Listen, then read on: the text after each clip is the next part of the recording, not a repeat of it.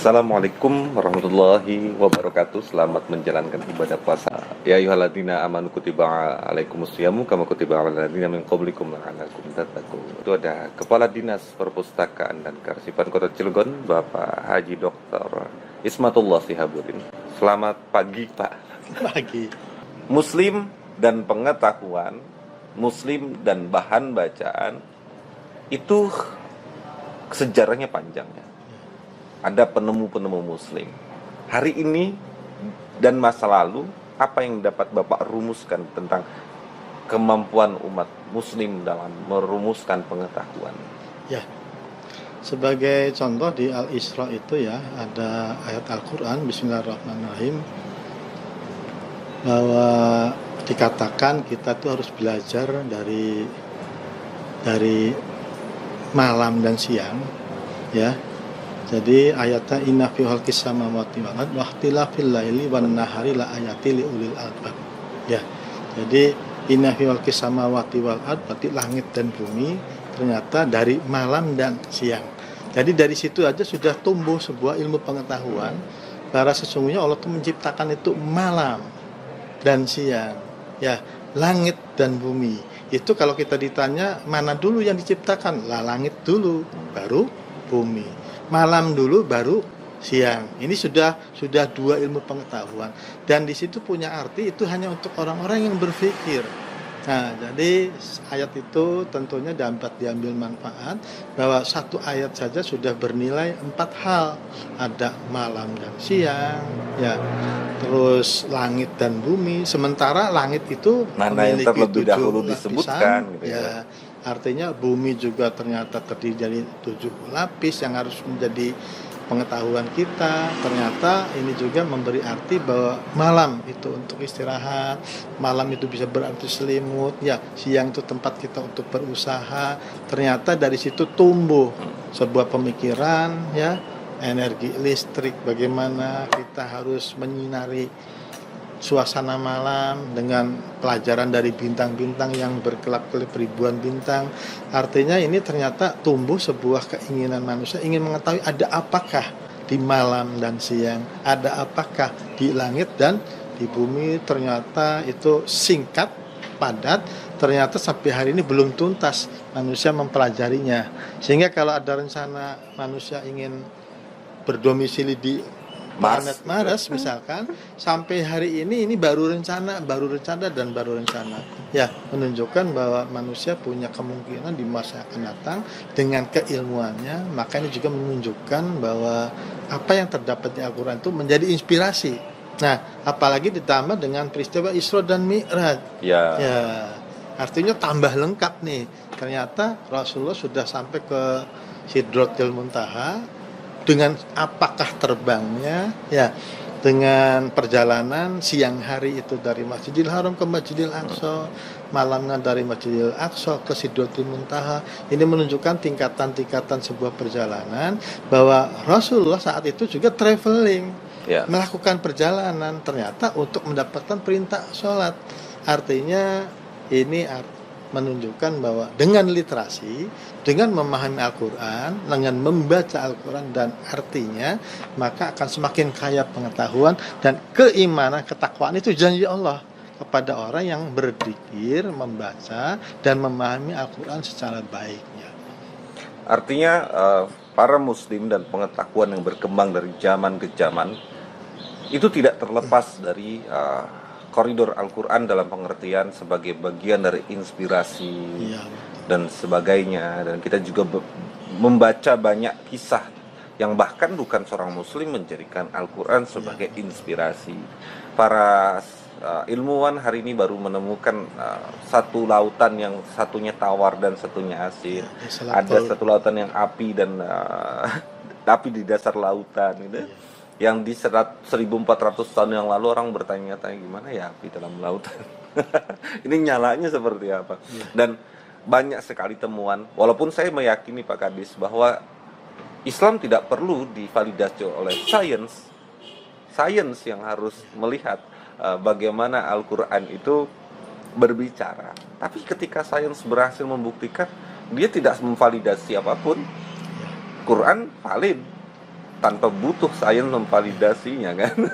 Artinya ada sejarah waktu penaklukan Islam ke Spanyol ya. Itu di Selat Gibraltar. Pasukan Islam itu ternyata tidak bisa mendarat ke Selat Gibraltar itu dikarenakan waktu itu menunggu momen sepertinya. Pasukan Islam itu terombang-ambing di tengah lautan. Orang Spanyol bingung saat itu kenapa tuh pasukan apa nggak butuh air tawar. Ternyata air tawar itu disediakan di laut, di Selat Gibraltar itu ternyata ada yang ke pantai dari tengah laut itu asin, ternyata di tengah lautan tawar. Maka orang Islam saat itu bisa hidup di tengah lautan dengan meminum air tawar. Nah, sekarang dibuktikan secara ilmu pengetahuan oleh para ilmuwan ternyata memang ada. Jadi Allah memberikan mukjizatnya, kekuasaannya, ya, dan akhirnya umat yang juga menuju ke pantai dengan sehat walafiat karena ternyata di tengah lautan tersedia sumber air tawar.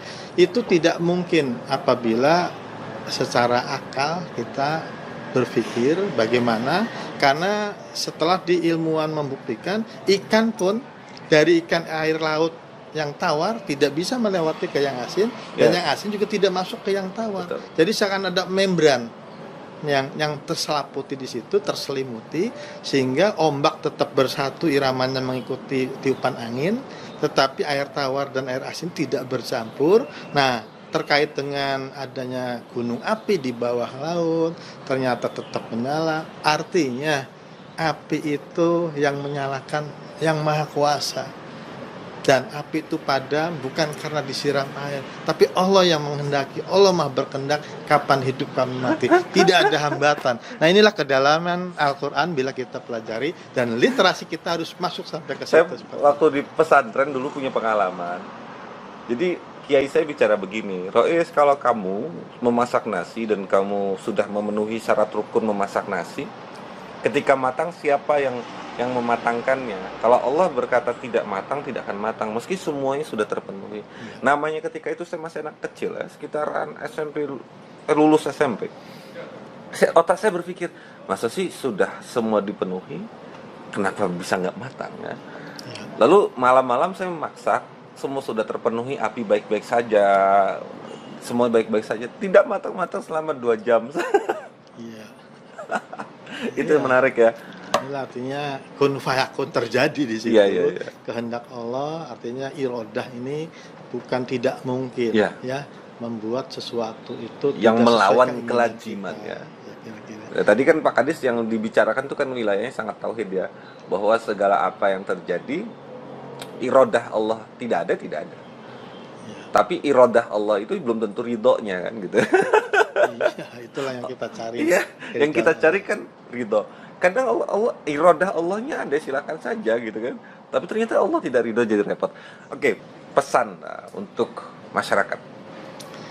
Ya, kita sebagai umat Islam dalam rangka watawasau bil haq watawasau bis sabr tidak bermaksud menggurui, tetapi saya menyampaikan pesan bahwa mari manfaatkan Nuzul Quran ini sebagai awal kebangkitan kita terhadap kebiasaan membaca. Ternyata akan membuka mata hati kita, membuka wawasan kita untuk menjadi orang yang bertambah keilmuannya.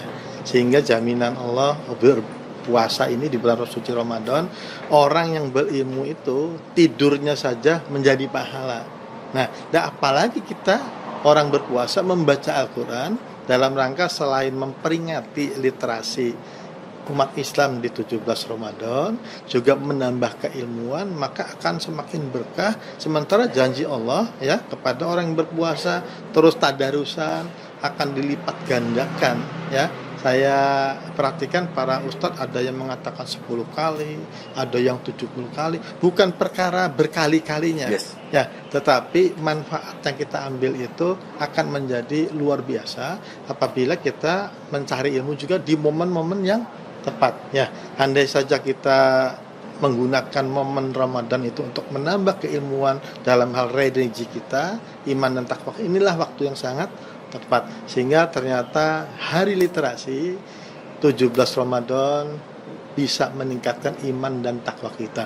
Ternyata literasi bukan cuma meningkatkan kesejahteraan, ya, inklusi sosial, tapi iman dan ketakwaan menjamin orang akan lebih sejahtera.